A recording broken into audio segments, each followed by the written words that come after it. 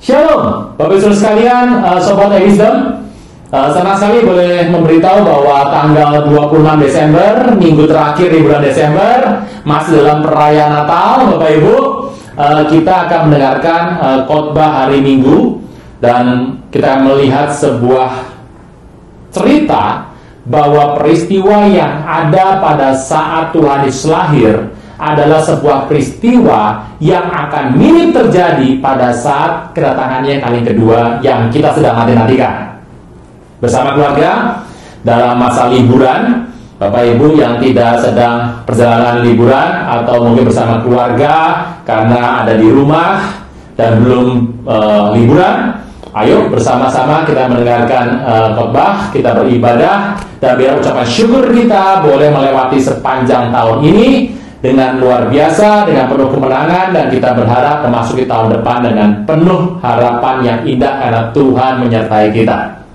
Sampai bertemu di tanggal 26 Desember pada jam pagi, jam 6 pagi akan tayang, tapi terus bisa didengarkan untuk jam-jam berikutnya.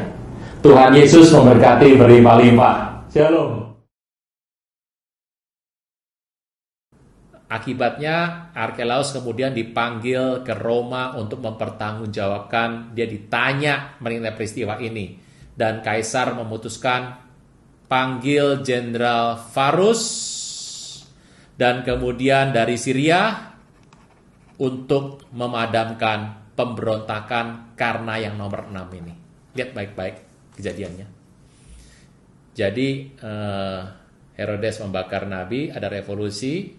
Herodesnya sakit, menyingkir ke Yeriko, dia pensiun, dia mengganti surat bahwa anaknya Arkelaus yang akan menggantikan dia, dan setelah membunuh Antipater anaknya, Herodes wafat. Arkelaus naik jadi raja wilayah, tapi dia takut ada revolusi berkelanjutan. Dia merasa bahwa selama ini yang menjadi pemikirnya, yang ngomporinnya ya, yang provokasinya adalah orang-orang Farisi yang kerjasama dengan imam, lalu dibantai ribuan orang. Kaisar marah karena ini membuat instabilitas kondisi negara, dipanggillah Jenderal Varus dari Syria untuk membereskannya, sedangkan Arkelaus berangkat ke Roma. Peristiwa inilah yang mungkin kelihatan kita lihat nanti bahwa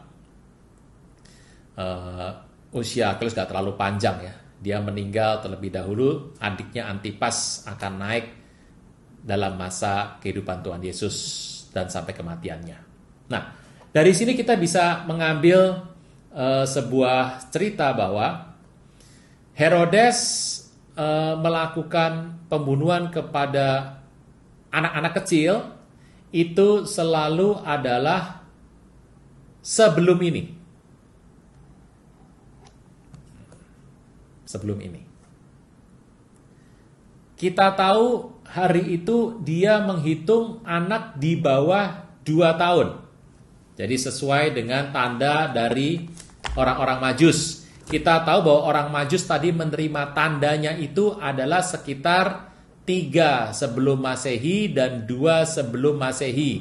Ini tanda yang ada pada orang Majus, dan orang Majus terakhir mendapat tanda itu adalah Oktober 2 sebelum Masehi. Nah, kalau kita sudah lihat ini semua, berarti orang Majus itu waktu mereka mendapatkan 7 tanda loh Bapak Ibu, itu setahun lebih itu. Jaraknya setahun lebih, 7 tanda berarti setahun lebih jaraknya. Berarti kemungkinan besar Tuhan lahirnya ada di sini. Di sini. Gitu. Ini kalau bulan Oktober berarti sudah masuk sebetulnya masih di musim gugur, sudah di pertengahan. Kalau saya melihat gambar yang lebih jelas Bapak Ibu, kalau kita menarik sebuah garis kira-kira lah ya, kira-kira, maka akan terlihat di sini ada sebuah tanda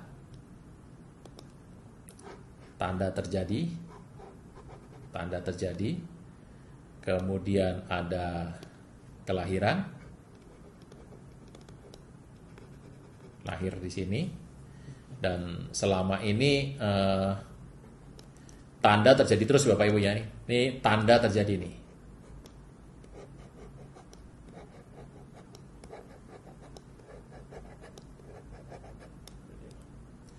Oh, ini tanda sign, kemudian orang Majusnya mulai berangkat melihat tanda. Maaf ya, di sini. Saya hapus dulu Bapak Ibu supaya jelas. Oke. Orang Yahudi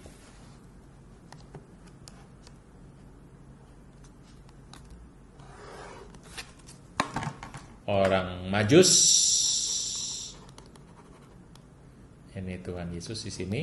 Orang Majusnya berangkat ke Yerusalem. Ketemu sama Herodes.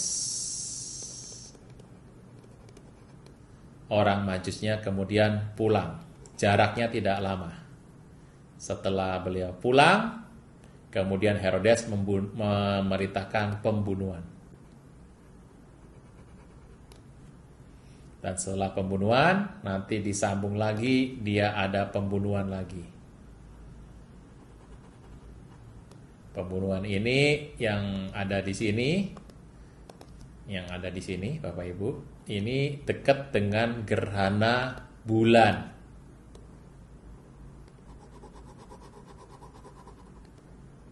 Ini Josephus Flavius ya, yang tetap ya. Ini sekitar 10 Januari 1 sebelum Masehi. Berarti ini adalah 2 Masehi pembunuhannya. Gitu.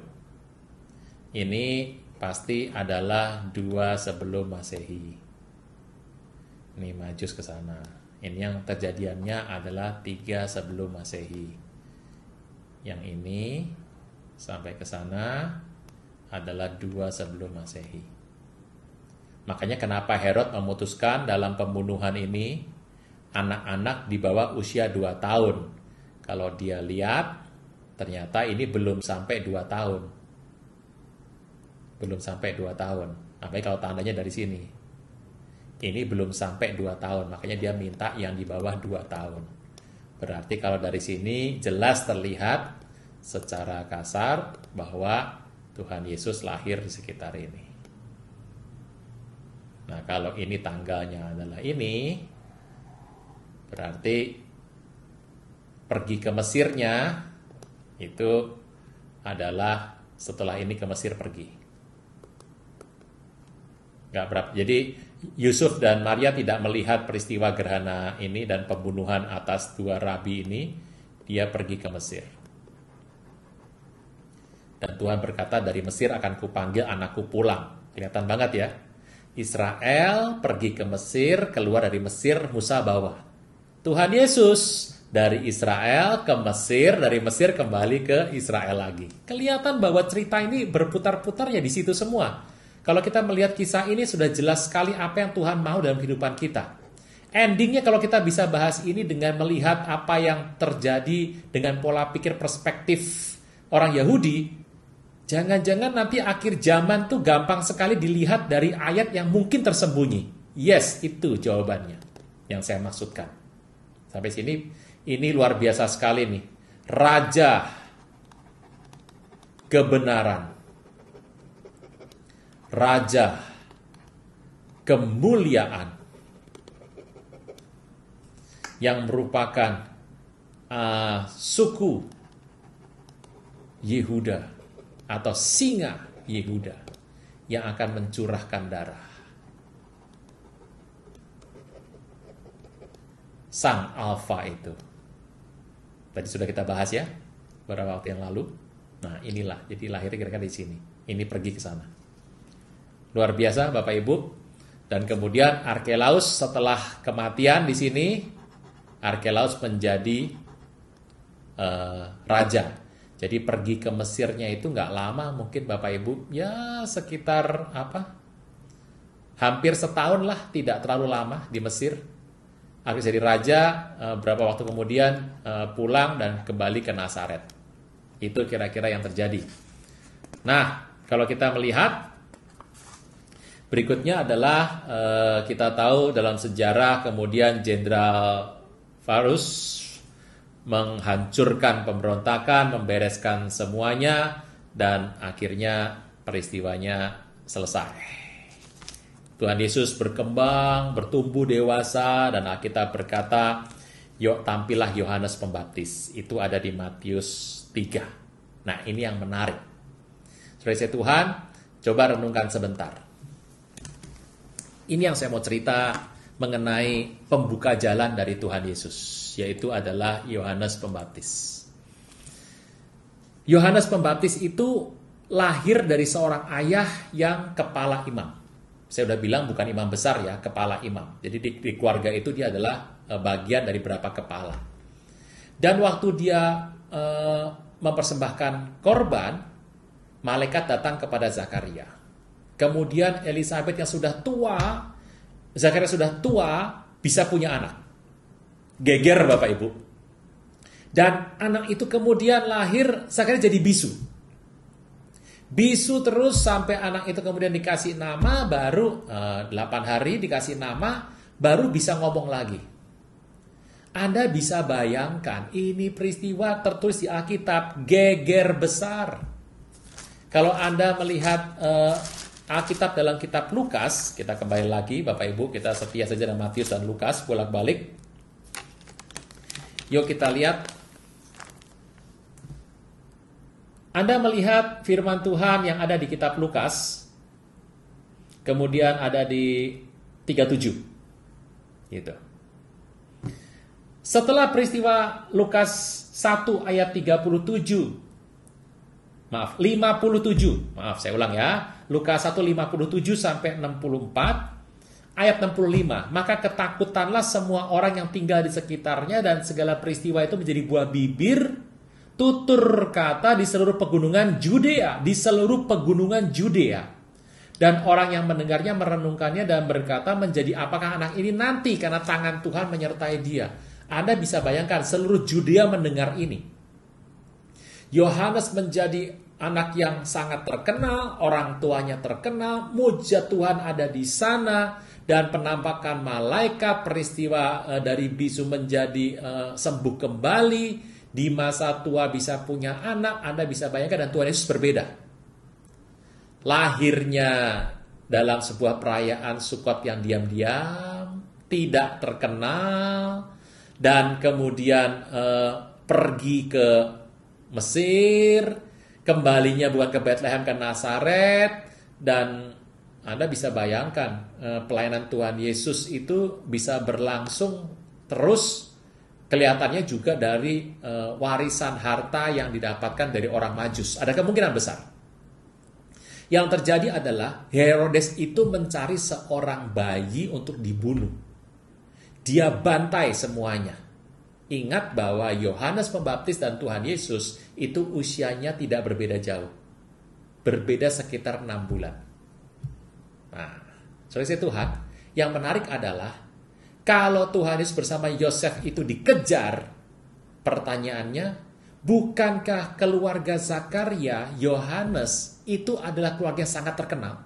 Orang normal pasti berpikir bahwa yang namanya Mesias jadi raja itu adalah Yohanes. Herodes pasti berpikir, ini pasti Yohanes. Mujizat terjadi, penuh Roh Kudus dari kandungan. Bisa bayangkan ya, penuh Roh Kudus dari kandungan, mujizat terjadi, dan bapaknya dapat mujizat, ibunya dapat mujizat, ini anak luar biasa sekali. Orang normal pasti berpikir, Mesiasnya adalah Yohanes Pembaptis, anak Zakaria. Anda bisa bayangkan bagaimana Zakaria tidak dikejar oleh Herodes. Itu ayahnya, itu dikejar pasti. Karena tidak mengungsi. Kenapa tidak mengungsi? Dia seorang imam. Dia lagi bertugas di sana. Dan tugas itu kan waktunya nggak sebentar. Kalaupun dia sudah selesai bertugas, dia juga tidak bisa meninggalkan tempat. Dia seorang imam, keluarga Lewi. Yang terjadi adalah Yusuf bisa pergi karena memang kelahiran Tuhan Yesus tidak terdengar di mana-mana. Semuanya silent.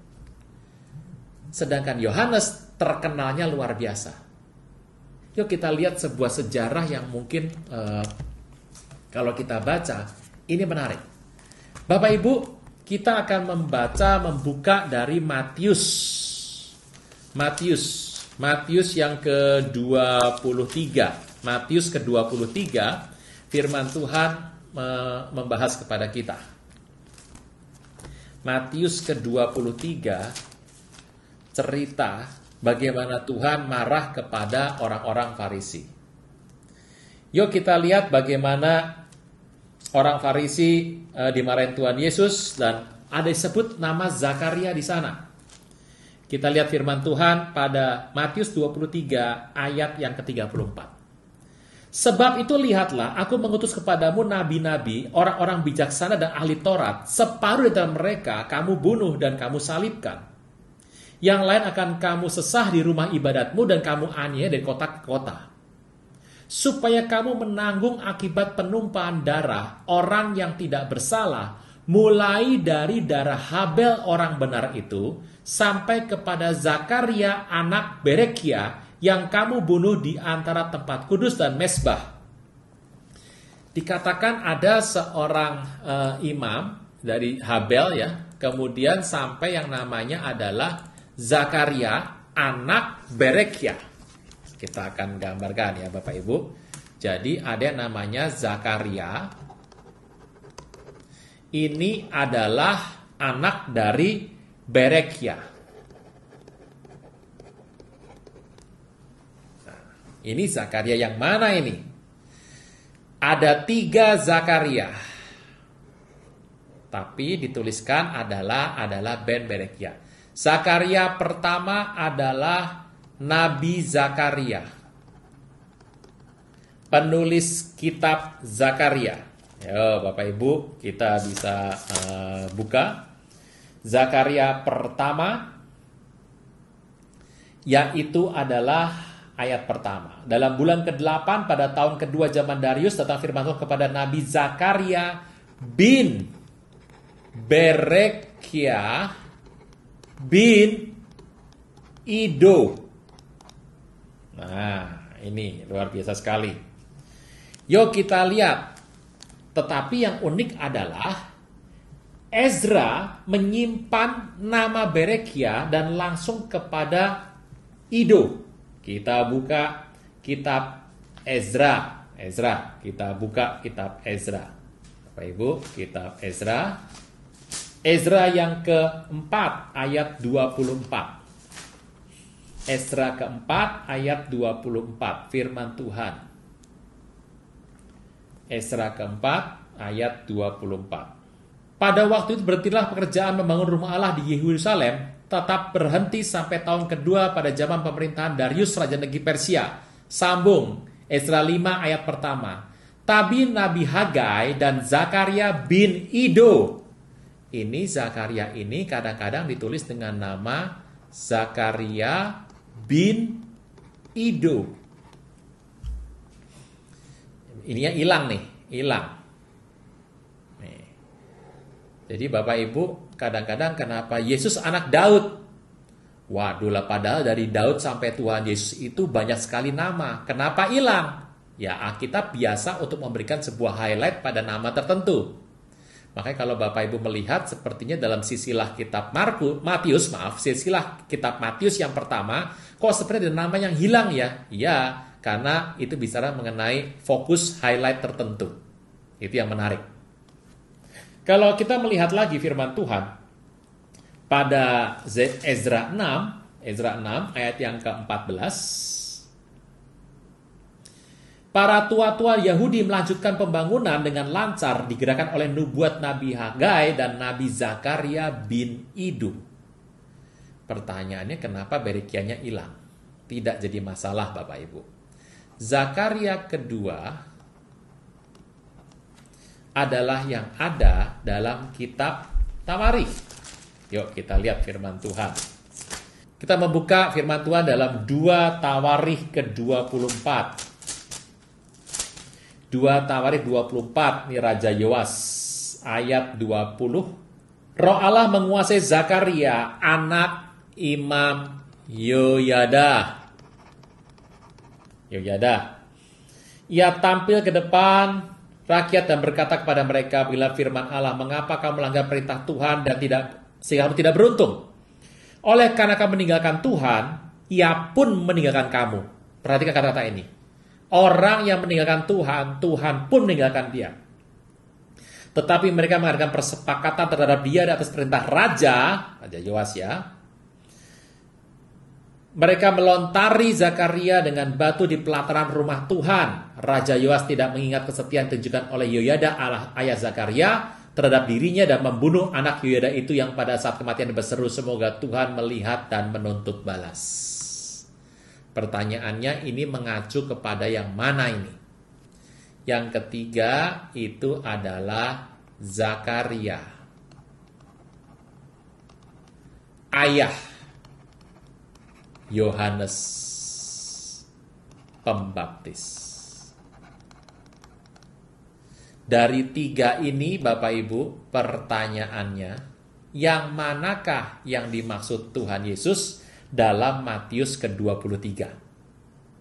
Nah, ada sebuah cerita menarik, saudara Tuhan, Bapak Ibu Saudara sekalian, bahwa kalau kita membaca dalam Matius 23, ya tadi ayat 35 dikatakan bahwa engkau membunuh nabi-nabi dari Habel sampai zaman Zakaria bin Berekia, kan gitu ya. Nah, ini yang menarik. Kalau kita membaca dalam teks asli yang ada di bahasa Ibrani Matius itu akan serupa nanti dengan apa yang ada di Lukas 11. Jadi Matius 23 ayat 35, ya benar ya Bapak Ibu ya. Itu akan sama persis dengan Lukas 11 ayat ke-51. Gitu. Jadi Bapak Ibu boleh lihat kembali Lukas 11 ayat 51, mulai dari daerah Habel sampai ke daerah Zakaria yang dibunuh di antara mezbah dan rumah Allah. Nah, kalau kita melihat kisah tadi, itu berarti adalah cerita mengenai Zakaria bin Yoyada. Yang ini Bapak Ibu. Tapi kenapa ada kata-kata ini? Nah, kata-kata ini kan kalau yang ini berarti sebetulnya itu mengacunya adalah ke yang ini. Yang ini. Tapi kalau Bapak Ibu melihat Matius 23 dan 30, ayat 35 dan Lukas 11:51, jelas itu mengacu kepada yang ini. Yang ini Bapak Ibu. Yang dibunuh antara mezbah dan rumah Allah. Jadi sebetulnya kata ini Bapak Ibu, kata Ben Berekia yang ada di kitab Matius ini, yang ada di sini, sebetulnya kalau kita melihat dalam teks asli, ingat sudah pernah cerita bahwa Matius menulis dalam bahasa Ibrani, kemudian diterjemahkan dalam bahasa Aramik, dalam bahasa Gerika, ini sebetulnya tidak ada. Ini ditambahkan dalam penerjemahan dari Ibrani ke Gerika. Tapi dalam teks aslinya itu persis seperti Lukas. Lukas hanya menyebut Zakaria saja dan tidak menyebutkan ada yang namanya bin Berekia ini. Nah, di situ Tuhan Yesus menyebutkan bahwa ada Zakaria yang dibunuh di antara mezbah dan rumah Allah. Bapak Ibu, kita nggak pernah tahu yang pasti dituju adalah yang ini nih. Ini kan dibunuhnya di situ, di mezbah dan rumah Allah ini. Nah, bagaimana dengan yang ini? Kita nggak pernah tahu. Tuhan Yesus itu mengacu kepada siapa? Yang ini atau yang ini atau keduanya? Kita nggak tahu. Zakaria yang mana ini? Pak, apakah Zakaria ini dibunuh? Nah, kita tidak mengerti karena nggak ada catatan dalam Alkitab yang jelas menunjuk kepada cerita yang mana. Tetapi dalam sejarah catatkan dalam teks aslinya itu hanya Matius dan Lukas, hanya ada nama Zakaria. Saya mengacu kepada sebuah tulisan Saya akan berikan daftarnya supaya Bapak Ibu bisa mencari juga, yaitu dari Proto Evangelion James. Itu ya. Ini adalah dari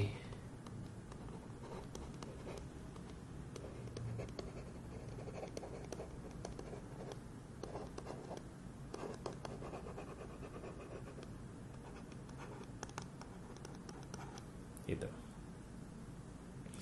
Dikatakan bahwa ini adalah sebuah cerita dalam bahasa Latin yang masih disimpan sampai sekarang di Roma. Jadi kita tahu bahwa Zakaria, ayah dari Yohanes Pembaptis, itu dikejar oleh Herodes. Karena Herodes berpikir bahwa anaknya inilah calon terkuat jadi raja Mesias. Dia dikejar dan kemudian akhirnya Zakaria dibunuh di antara mezbah dan rumah Allah.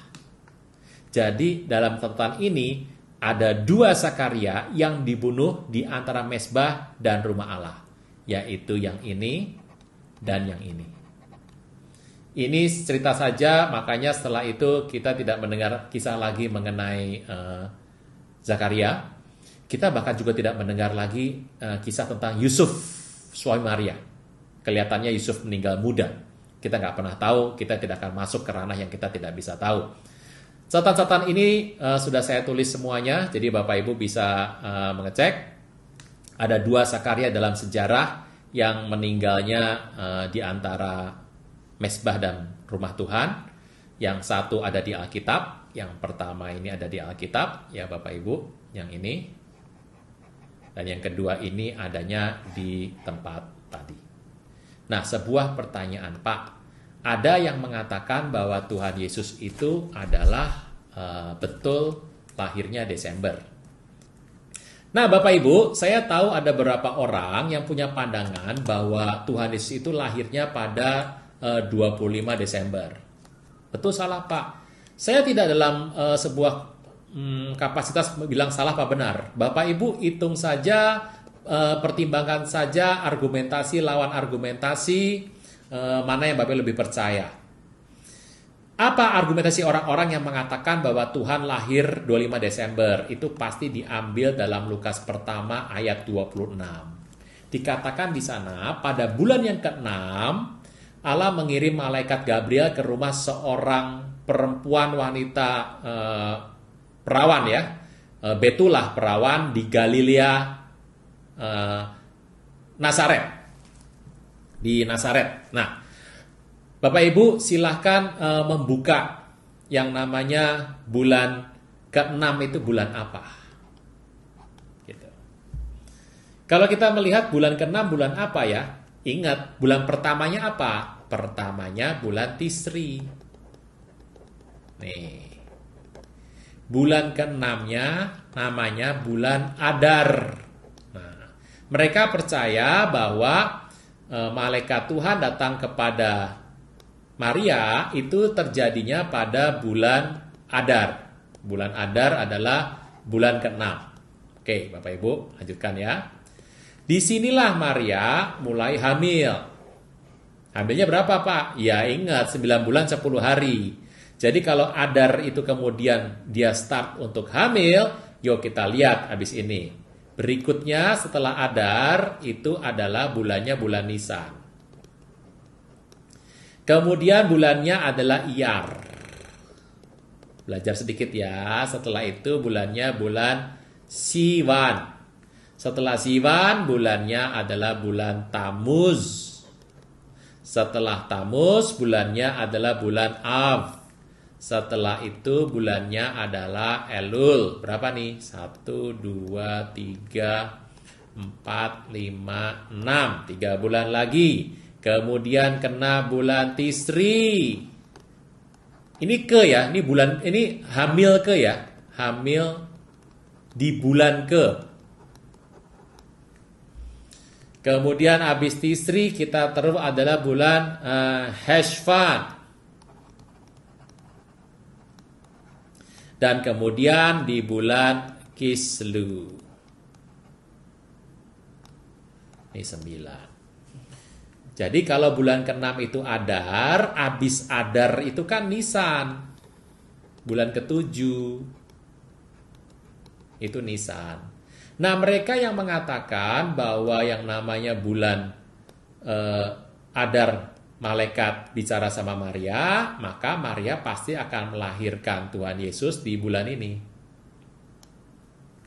Kan 1, 2, 3, 4, 5, 6, 7, 8. Nah ini 9 bulan 10 hari kan ya. Kan dia manusia normal. Jadi dalam arti kandungan normal ya. Berarti 9 bulan 10 hari. Nah berarti ini bulan Kislew. Nah bulan Kislew itu bulan apa Pak kalau dalam hari-hari ini? Nah yang namanya bulan Kislew itu adalah bulan Desember. Gitu. Jadi ini bulan November Desember lah kira-kira. Gitu. Kislew itu adalah November Desember. Bisa ya Bapak Ibu ya. Nah, jadi kira-kira ya Desember tambah aja nih kalau adatnya berapa. Ingat kan mereka satu bulannya 30 Bapak Ibu bukan 31. Kan ini kan berarti Desembernya Desember akhir loh Pak. Iya, jangan lupa kan hitungannya 30. Kira-kira begitulah Bapak Ibu. Nah, kalau ditanya sejauh apa kita bisa melihat titik lemah atau argumentasi ini?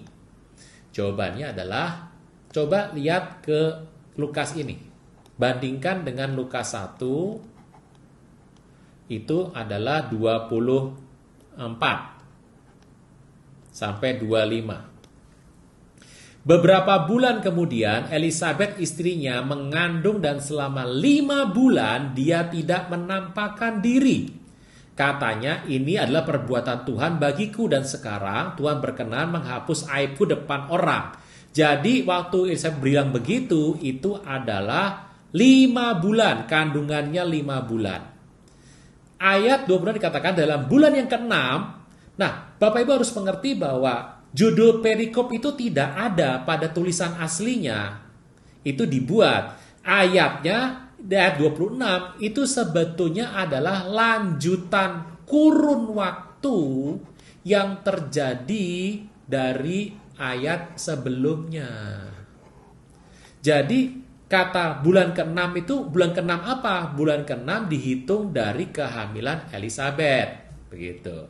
Jadi belum tentu bulan yang ke-6 itu mengacu kepada bulan Adar. Belum tentu. Bisa saja itu mengacu kepada bulan ke-6-nya Elizabeth. Gitu. Nah, kapan bulan ke-6-nya Elizabeth? Wah, ini Bapak Ibu kita harus tahu. Lalu kapanlah mereka itu Zakaria mempersembahkan korban? Zakaria mempersembahkan korban itu adalah kelihatannya pada perayaan-perayaan Paskah. Kalau bulan ke-6 ya berarti jatuhnya adalah Elul. Tapi kita nggak pernah tahu Bapak Ibu. Jadi yang pertama adalah yang kita harus kasih highlight. Yang pertama dikatakan bahwa bulan ke-6 itu sebetulnya mengacu pada hitungan dari kandungannya Elizabeth. Sampai sini, oke Bapak Ibu. Nah sekarang yang nomor 2. Ingat bahwa dalam pembuangan orang Israel itu kan ada yang dibuangnya oleh hancur karena Asyur, yaitu adalah 10 suku, Bapak Ibu, betul nggak? Kemudian ada yang oleh Babel, yaitu kerajaan Yehuda.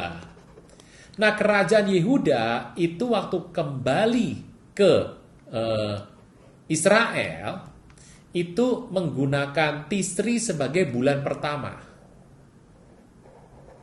Bulan pertama. Sedangkan orang-orang Asyur, Israel yang terbuang ke Asyur yang hampir tidak pernah kembali lagi, itu tetap menggunakan Nisan sebagai bulan pertama. Kalau yang orang Yehuda ini menggunakan Tisri sebagai bulan pertama, Nisan kembali ke 7. Itu yang terjadi. Nah, pertanyaannya adalah yang betul yang mana?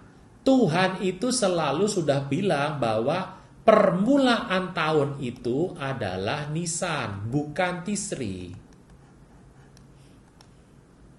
Israel waktu mereka dibuang sampai ke bangsa-bangsa ini, Mereka mengikuti penanggalan kembali sebelumnya. Sebelumnya itu adalah Tisri, itu adalah bulan pertama.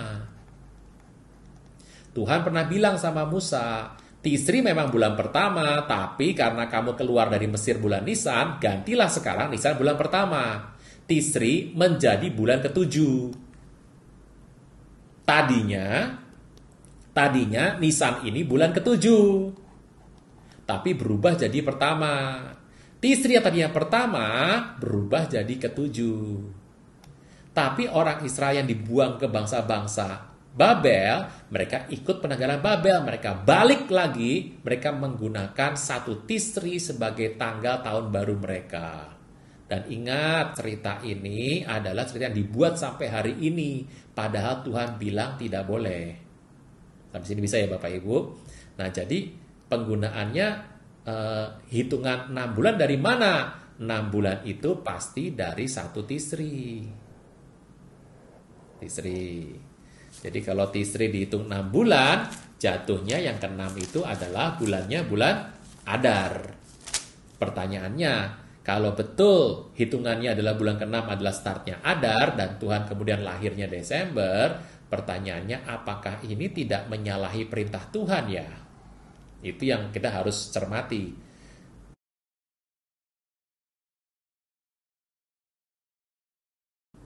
Ya orang bilang ya kan yang jadi Tuhan Yesus ya suka-suka Tuhan lah. Ya bener. Tapi kan kita sudah belajar Bapak Ibu berseri berjilid-jilid ini bahwa Tuhan Yesus selama di muka bumi tidak pernah melanggar satupun yang pernah ada di Tanakh. Gitu ya.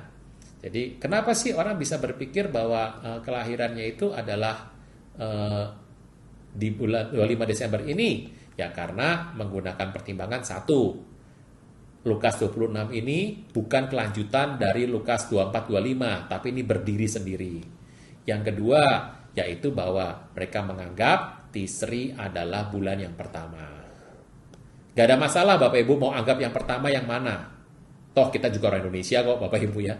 Tapi kalau mau dibilang gak ada masalah. Israel sampai hari ini masih memakai Tisri bulan pertama. Gak ada masalah. Tapi ingat, Tuhan pernah bilang penanggalan Tuhan tuh mulainya ini, bukan yang ini. Nah, sampai sini bisa Bapak Ibu ya. Nah, itu adalah pertimbangan apa yang terjadi dalam kelahiran Tuhan Yesus sampai kemudian menjadi dewasa dan Yohanes Pembaptis kemudian menjadi pembuka jalan bagi Tuhan Yesus. Melihat kisah-kisah sepanjang berapa seri Bapak Ibu ya, panjang sekali. Jadi kalau kita lihat sebetulnya jatuh sesuai dengan apa yang Yohanes sampaikan, dengan apa yang disampaikan oleh Matius juga, kita melihat kira-kira jatuhnya kelahiran Tuhan Yesus itu ada di perayaan Sukot hari pertama, 15 Tisri. Tahunnya mungkin sekitar antara 3 sebelum Masehi, atau menjelang 2 sebelum Masehi, mungkin 3 ya Bapak Ibu ya. Nanti dari depan kemarin saya bicara 2, kemungkinan 3. Karena intinya Herodes mengambil sebuah keputusan anak di bawah 2 tahun. Dan itu terjadinya adalah 1 sebelum Masehi, berarti sekitar 3 sebelum Masehi akhir, tahun terakhir. Memang kalau kita melihat semua konjungsi dari tanda-tanda langit, kedatangan dari orang Majus, itu sekitar memang bulan Desember jatuhnya. Nah, Bapak Ibu, Anda sudah saya presentasikan bagaimana pertimbangan 25 Desember, bagaimana pertimbangan apa yang orang Yahudi sampaikan terkait dengan Sukah, begitu. Mari pertimbangkan sendiri saja, toh ini nggak ada hubungannya sama keselamatan, tapi ini membuat hati kita akan semakin belajar, pengen tahu yang baru, dan yang penting adalah kita bisa melihat ini dari perspektif bangsa pilihan. Apa pentingnya Pak? Karena ke belakang kita membahas Wahyu, membahas mengenai Matius 24 tentang akhir zaman, itu semua mendapatkan sebuah sentuhan-sentuhan pola pikir perspektif Yahudi. Sedangkan yang kita hadapi hari-hari ini, selama ini, masih banyak sentuhan-sentuhan yang lebih ke dunia barat atau ke Yunani. Sebuah contoh saja, kalau dikatakan bahwa yang namanya palungan, kain lampin, dan yang namanya Tuhan berdiam bersama dengan umatnya, itu mengacu pada sebuah peristiwa. Nah Bapak Ibu, Anda mungkin bertanya-tanya ya, Pak, saya pengen tahu soal garam itu gimana sih Pak? Emang lahir digarami ya Pak? Emang di Alkitab ada? Ada. Kita buka yuk dalam kitab Yehezkiel 16 ayat keempat. Bahwa orang Yahudi kalau punya anak dari kecil itu memang sudah harus dekat dengan yang namanya hal-hal spiritual. Yehezkiel 16 ayat keempat. Saya bacakan. Kelahiranmu begini, waktu engkau dilahirkan, pusatmu tidak dipotong dan kau tidak dibasuh dengan air supaya bersih. Juga dengan garam pun kau tidak digosok dan atau dibedungi dengan lampin. Nah, dari sana ketahuan bahwa bayi itu dibersihkan, pusarnya dipotong, kemudian dikasih garam supaya tidak ada bakteri-bakteri. Ingat zaman dulu kan memang beda sama sekarang. Kemudian dikasih lampin di bedong. Ingat lampin itu ada dibuat dari baju imam yang sudah pensiun, baju bekasnya. Supaya apa sih konsepnya? Supaya dekat dengan konsep rohani. Itu yang dibuat oleh orang Yahudi.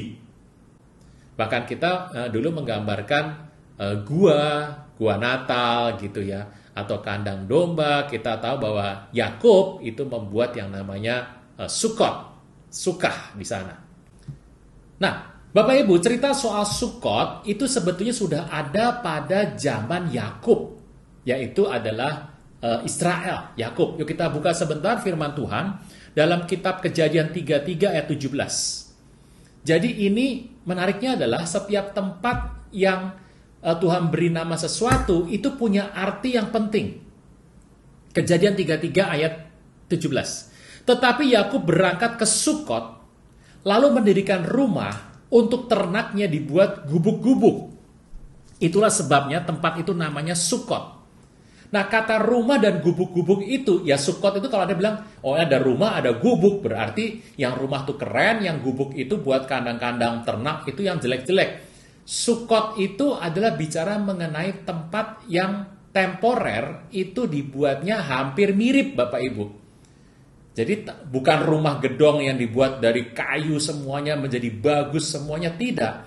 Tapi rumah sementara untuk tempat-tempat tinggal yang tidak permanen. Jadi kata Sukot ini memang sudah ada. Nah, orang Yahudi kalau mendengar kata yang namanya palungan, kemudian ada tempat di situ ada lampin di sana, terus orang banyak berkumpul di sana, ini adalah peristiwa Sukot.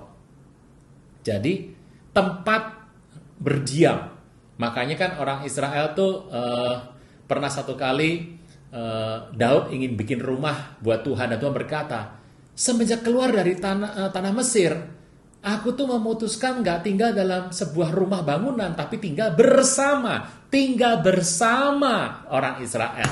Sukot, tinggal bersama di mana? Di sebuah Sukot, tempat pondok tabernakel.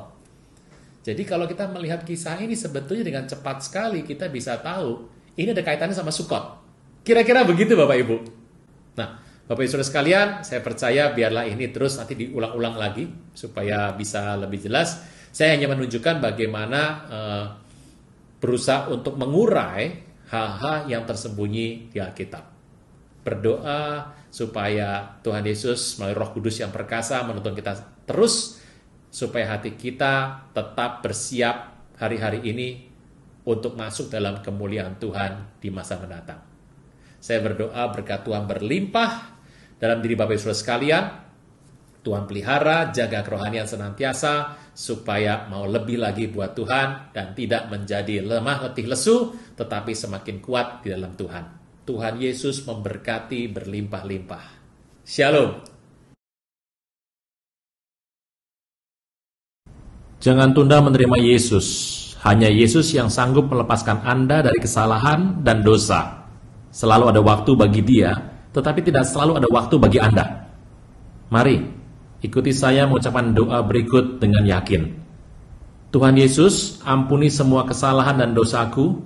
Saat ini dengan sadar dan rela, aku mengundang Engkau sebagai Tuhan, Raja dan Juru Selamat hidupku. Terima kasih Tuhan Yesus untuk namaku telah dicatat dalam kitab kehidupan. Amin.